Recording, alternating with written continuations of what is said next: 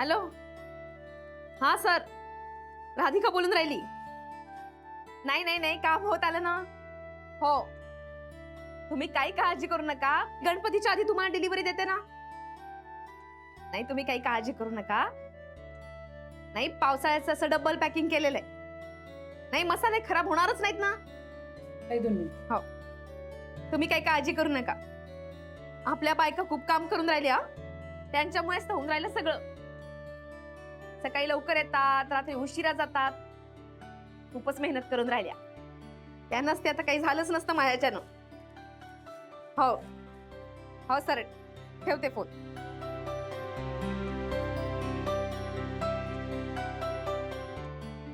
कमळा. हो, चिटणीस साहेबांचा फोन होता बरं. विचारत होते काम कसं चाललंय, काय करताय. सांगायचं ना त्यांना बायका खूप उत्साहात काम करतायत म्हणून. हो, सांगितलं. कमळा, पण पावसाने आपल्याला खूप साथ दिली बरं. आता या पावसाळ्यात हे असलं मसाल्याचं काम झालंच नसतं. ताई, गणपती बाप्पांनीच आपल्याला साथ दिली.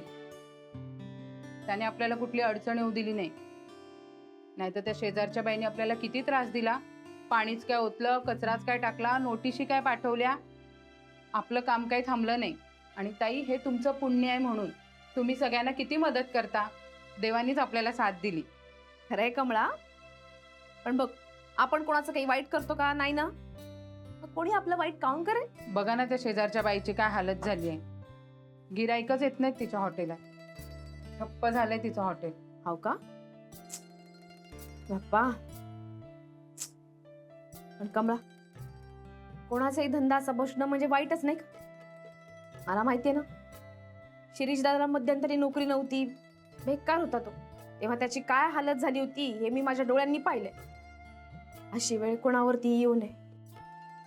पण बघ ना, थोडीशी समजूतदारी दाखवली ना तर कामं होतात की. आपण ज्याच्या हातून काम करून घेतोय त्याच्याशी नीट गोड बोललं पाहिजे, नीट समजावून सांगितलं पाहिजे. नाही, चुका होतात माणसाकडनं, पण चुका झाल्या तर ओरडून काय उपयोग. ती चूक समजावून सांगितली तर पुढच्या वेळेला चुका होणार नाही. हो की नाही? जाऊ दे, आपण कोणाला सांगणार.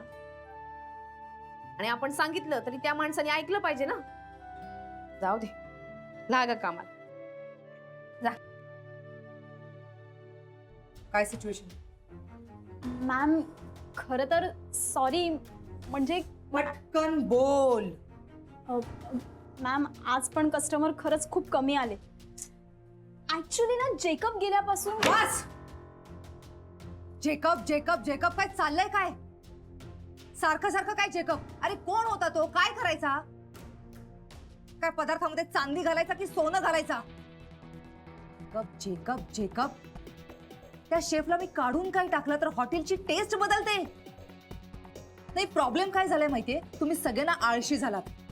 इनोव्हेटिव्ह आयडियाज करायला नकोत, क्रिएटिव्ह आयडियाज करायला नकोत. फक्त मठ्ठासारखा बसून पगार घ्यायचा आहे फुकटचा. युजलेस. टेस्ट बदलली म्हणे. अरे डिश सारखी डिश असते, टेस्ट सारखी टेस्ट असते. मॅम, पण खरंच त्याच्या पदार्थांना ना एक वेगळी टेस्ट होती. हो, काय करायचा तो? कोणते तरी वेगळेच मसाले टाकायचा, गॉड नोज काय टाकायचा, पण खरंच खूप छान करायचा पदार्थ. मॅम, तुम्ही सांगा, त्याला परत बोलवू का? Are you out of your mind? काय बोलतेस तू? मी काढून टाकलंय त्याला, मी हाकलून दिलंय. आयुष्यातून एखाद्या माणसाला हाकलून दिल्यानंतर ही देविका त्या माणसाचं परत तोंडही बघत नाही. अंडरस्टँड? हो, पण मग आता पुढे कसं काय करायचं? माशा माशा मारायच्या. मारशील ना? मूर्खासारखे प्रश्न विचारतेस. काय म्हणाले मी आता? काय म्हणाले? क्रिएटिव्ह विचार करायचा आहे, इनोव्हेटिव्ह विचार करायचा आहे. बोलले की नाही? बोलले ना? मग कर तसा विचार. असं मठ्ठासारखा माझ्याकडे बघून काही होणार नाहीये ग.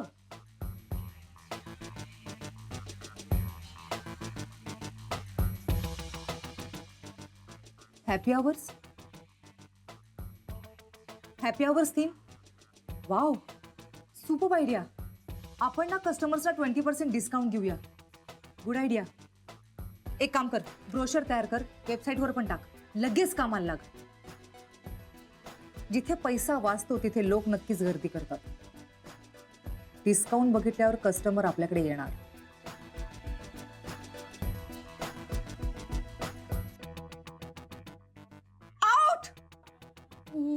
ना. अरे मेंदू काय घरी ठेवून येता का तुम्ही? Oh my God. चल ना लवकर, कोणी बघायच्या आत बस गाडीत. नाही नाही नाही, ऐक मी आज खूप बोर झालं, मला खूप कंटाळा आला प्लीज, आणि मी खूप काम केलंय. I need to chill, let's go see a movie please. Movie? हा. ऐक ना, मूवी आज नको, आपण नंतर जाऊया ना. का? अगं मी तुला ते सांगितलं ना, बाबांचा आता फोनही आला होता.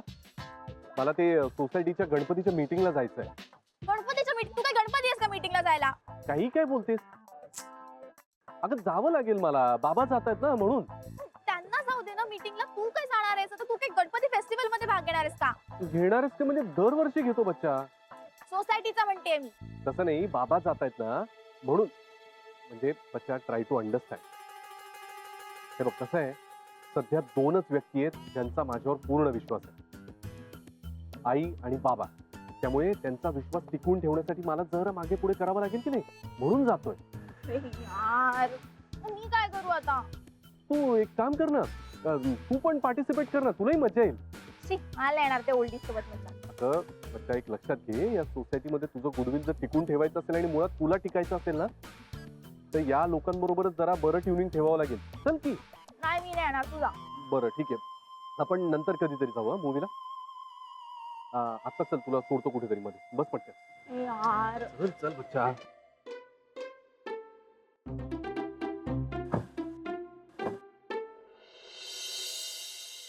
तर ही वर्गणी आहे. आता सुभेदार काका, तुम्ही सांगा मूर्तीचं काय करायचं? मला असं वाटतं मूर्ती फार मोठी नसावी. का? का म्हणजे काय, पर्यावरणाच्या दृष्टीने विसर्जनाच्या वेळी आपल्याला मूर्तीचा फार त्रास होतो ना. आणि तसंही आपण आपल्यासोबत समाजाचा विचार करणं गरजेचं आहे.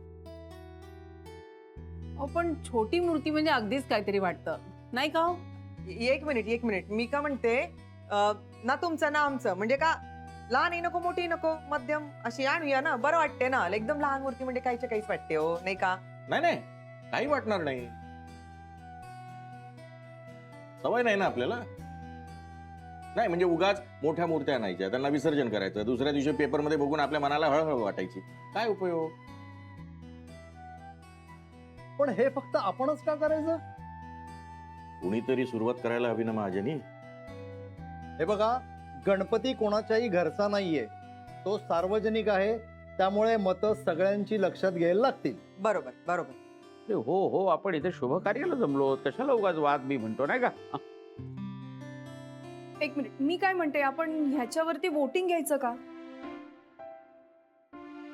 ओके ठीक आहे, मी काय करतो, मी विचारतो, तुम्ही हात वर करा. मोठी मूर्ती. हा.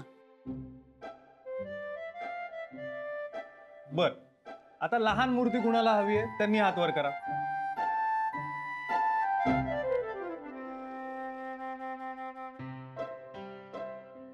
अरे आता दोन्ही बाजूंनी 3-3 मतं पडलेली.